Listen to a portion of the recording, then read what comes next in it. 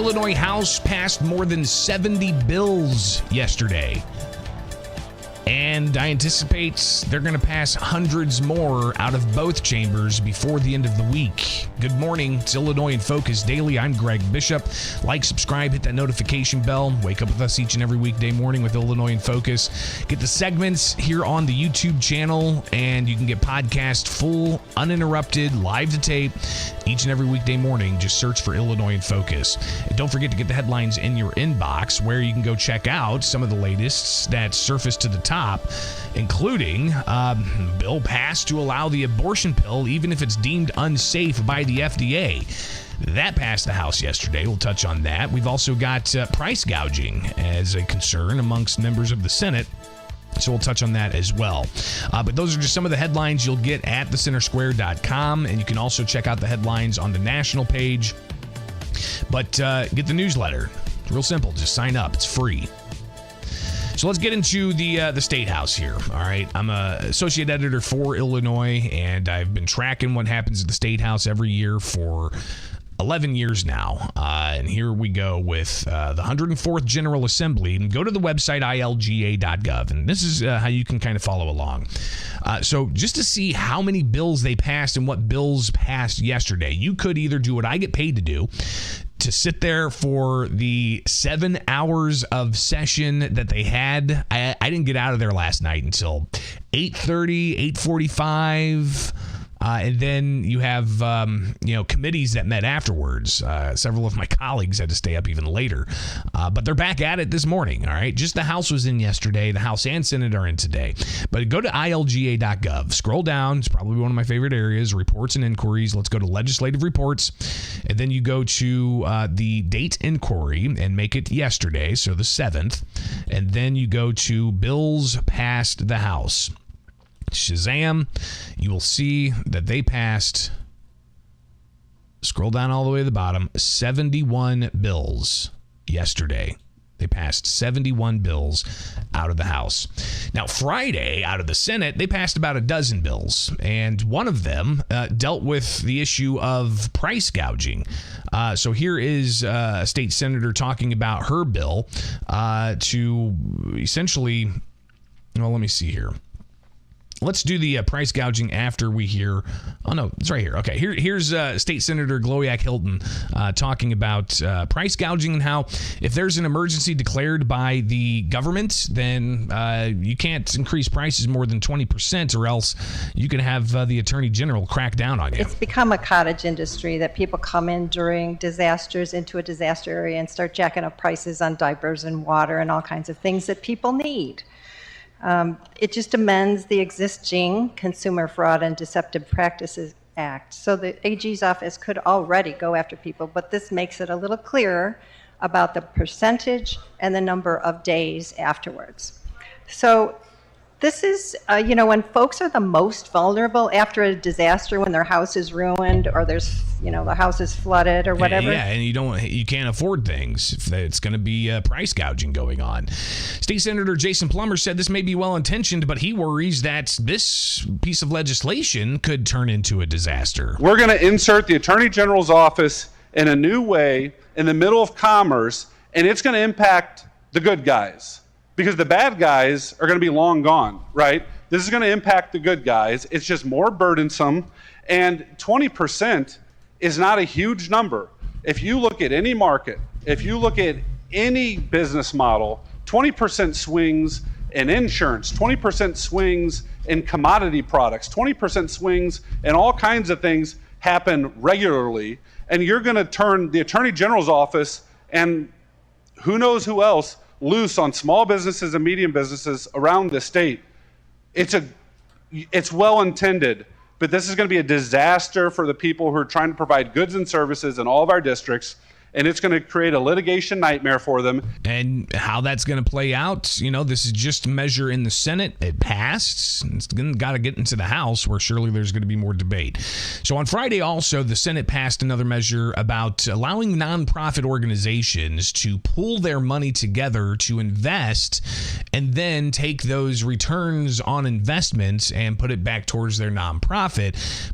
but the Illinois treasurer would be involved with this somehow. Here is Senator Johnson talking about her measure.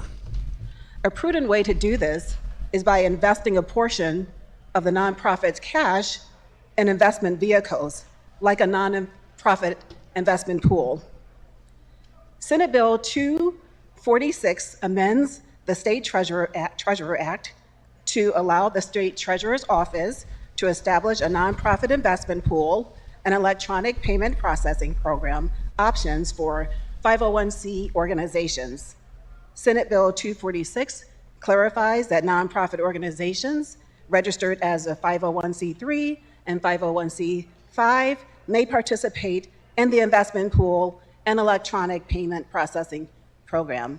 Senate Bill 246 would also require nonprofit organizations to provide the Treasurer's Office with a copy of their most recent audited financial statements or charitable organizations' annual reports filed with the Illinois Attorney General's Office.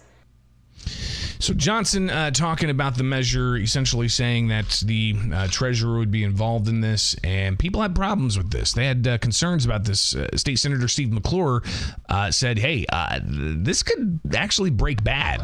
I have a concern with the fact that this still leaves other political-leaning nonprofits and gives them the ability to participate in this. Is there any way that you'd be willing to ensure that this is all free from politics as far as these nonprofits are concerned? I like to think that nonprofit organizations that have specific missions, I started off by talking about the fiduciary responsibilities, investments, they also have a responsibility to stay true to their mission. And from what I'm understanding you're saying, if these nonprofit organizations have a political PAC, I like to think they're going to keep it separate because they're going to stay laser focused on their missions. The issue here is that this will be the law, and my concern is that you're going to see groups be excluded because of politics. You may see not-for-profits invest in this fund to get their money in the pool to try to curry favor with a future treasurer. Those are real concerns. So, yeah, you can see how if there are nonprofit groups that are political, are they going to try to curry favor from the treasurer by investing their voluntarily donated dollars to this investment pool? Sometimes these nonprofits do get some kind of tax dollars as well. How's that going to be managed? So interesting to hear that piece of legislation go through the Senate. That was Friday. Yesterday at the House, they passed again 71 different bills, stuff on, recognizing certain holidays, not as official state holidays, just commemorative holidays, to dealing with a variety of other things, education policy. There was measures to allow for tax dollars to be used for teacher grants and things like that. Even the question of subject to appropriation when it comes to some of these initiatives legislators have, they just put a line in there subject to appropriation and then it never gets appropriated. So they work all this time to pass a bill that has this new policy, this new program, but then they put subject to appropriation and it never gets appropriated. So there's that happening as well. But one measure that was pretty contentious yesterday dealt with what are called shield laws. This essentially would say that if somebody is in state A, where they banned abortion, but they, do the procedure, right? They execute the procedure, and their license in that state gets taken away. They can come to Illinois and practice as long as what they had their license taken away in another state is legal in Illinois.